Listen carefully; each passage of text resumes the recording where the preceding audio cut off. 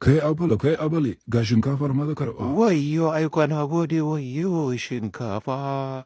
Hihihihi, don fa karɓar shinkafa fa mun riga mun karɓi shinkafa fa. Yanzu ana ci gaba da ƙirƙirar bidiyoyi na AI wanda ake ciwo a bala mutunci akan cewa ya karɓi shinkafa.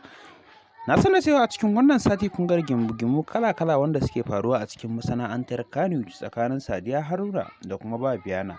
Haka zalika Aminu J Town da kuma Abale, sannan akwai Ali Jita da kuma Ahmad Bifa, sannan da sauran taruman Kannywood da Garzali Miko da kuma KB International.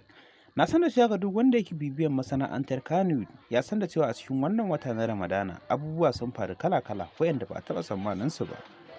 Shin me ra'ayinku akan irin wannan rigimomi da suke faruwa a daidai wannan lokacin, sakamakon a shekarun baya hakan baya faruwa amma yanzu gashi hakan yana faruwa daki-daki, rigingimu kala-kala na ci gaba da faruwa a cikin masana'antar Kannywood. Kada ku manta ku mana comment na tambaya ƙorafi ko kuma sun gyara sannan kada ku manta ku mana comment na ra'ayoyinku. Mun gode.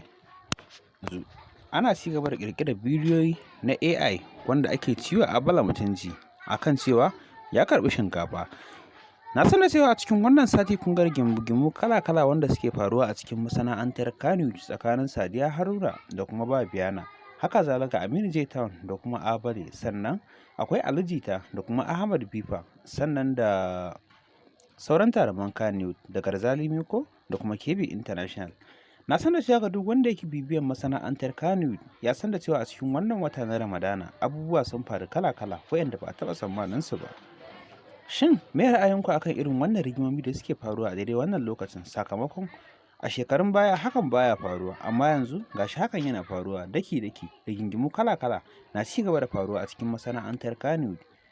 Kada ku manta ku mana comment na tambaya ƙorafi ko kuma sun gyara sannan kada ku manta ku mana comment na ra'ayoyinku. Mun gode.